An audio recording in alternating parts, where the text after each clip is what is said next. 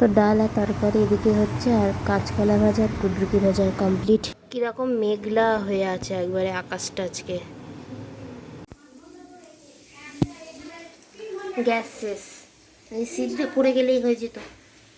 তো সিলিন্ডার তো লাগানো হয়ে গেছে। অ্যাকচুয়ালি কি সিলিন্ডারটার যে লাগানোর নবটা থাকে সেই নবটা আমি খুলতে পারি, বাট আমি লাগাতে শিখি। আর আমাদের একটা এত সমস্যা হয় যে মা আমাকে বলেছে তোকে করতে হবে না, মানে লাগাতে গেলে অনেক সময় ঠিকঠাক করে সিলিন্ডারে ওটা লাগে না, অনেক সময় গ্যাসের গন্ধ বেরোয়। তো সে কারণে আমি শিখিও নি, আমাকে মা বারণও করে দিয়েছে। মানে আসলে আমি খুবই শান্তশিষ্ট, তো সে কারণে আমাকে ওই সমস্ত কাজ থেকে বিরত থাকতে বলে আমাকে আমার মা। তো সেই জন্য আমিও বিরতই থাকি, অত দরকার নেই যাতে আমি ঝাড় খাই, সেই কাজটা করার আমার বেশি দরকার মনে করি না। সে কারণে আমি বিরত থাকতে বেশি পছন্দ করি। তো এখন ডালটা হচ্ছে, ডালটা হলে রান্নাবান্না সব কমপ্লিট হয়ে যাবে। Everyone, good afternoon, welcome back to another blogs. তো তোমরা সবাই কেমন আছো? আশা করছি তোমরা সবাই বাড়িতে ভালো আছো এবং সুস্থ আছো। তো আজকে ব্লগটা স্টার্ট করছি 2:12 ইন্ট্রোটা দেওয়া স্টার্ট করেছি, আর ব্লগ স্টার্ট হয়ে গেছে। আমার আগে হচ্ছে রান্নাবান্না স্টার্ট করে দিয়েছিলাম, কারণ অনেকটা দেরি হয়ে গেছিলো। আমি আজকে ঘুম থেকে উঠেছি 12:15টার সময়। হ্যাঁ, আমি কত গর্ব সহকারে বলছি, দেখো আমি 12:15টার সময় ঘুম থেকে উঠেছি।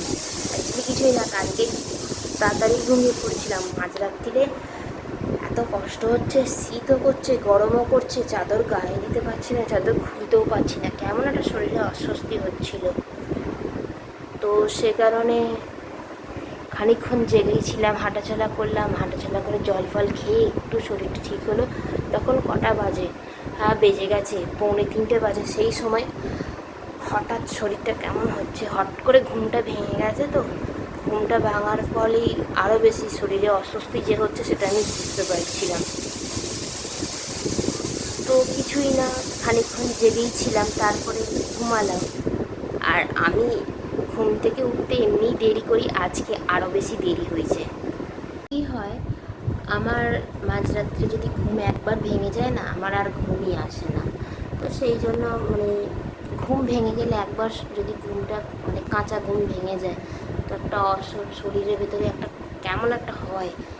তো আমারও সেই রকমই হয়, ঘুম ভেঙে গেলে আর ঘুমই হয় না, এদিক ওদিক করতে করতে তারপরে আমি কী করি, ঘুম যখন আসে না, আমি ফোনে গান চালিয়ে দিই।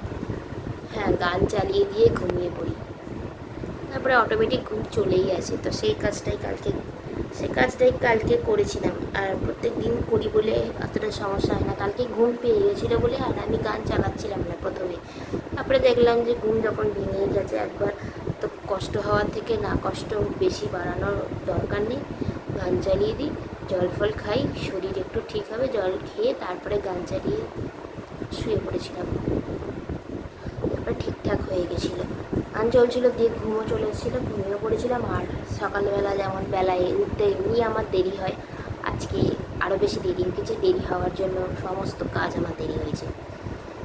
চা খেতে খেতে সব গল্প হচ্ছিলো, গল্প শুনলাম, দিয়ে চান করতে গেলাম। চান করে পুজো করে নিচে এসেছি, তখন 1:14 বাজে। দিয়ে তারপরে 2 মিনিট বসেছি, 2-5 মিনিট বসেছি। তারপর ছাদে মানে তখন, হ্যাঁ ঠিক আছে করছি, হয়ে গেছে, ডাল ঢালছি, ঠিক আছে। তো ঘটনা কী হয়েছিল না, যেটা বলছিলাম, কি বলছিলাম, ছাদে গেছিলাম, ছাদে রোদ্দুর উঠেছিল তখন। তো রোদ্দুর লেগে গেছে, মাথায় আমার যন্ত্রণা শুরু হয়ে গেছিলো। তো নিচে এসে একটু বসলাম, তারপরে রান্না করতে চলে গেছিলাম। তখন থেকেই ব্লগ স্টার্ট হয়ে গেছিলো। আমি ব্লগটা তখন নিতে মানে ইন্ট্রোটা তখন দেওয়া হয়নি, তারপরে ইন্ট্রোটা দেওয়ার জন্য স্টার্ট হলো। তো খেয়ে নিয়ে তোমাদের সঙ্গে আবার গল্প করবো। 2000 years later. যারা আমার চ্যানেলে নতুন এসেছো তারা সাবস্ক্রাইব করে দিয়ে পাশে থাকা বেল আইকনটা ক্লিক করে দিয়ে প্রত্যেক দিনের নোটিফিকেশান প্রত্যেক দিন পেয়ে যাবে। তো সন্ধ্যেবেলা রান্নাবান্না করার পরে আর কোনো ব্লগ নিইনি, আজকে কেমন একটা ছিল দিনটা, বুঝতেই পারলাম না দিনটা কোথা থেকে শুরু হলো আর কোথায় গিয়ে শেষ হয়ে গেল।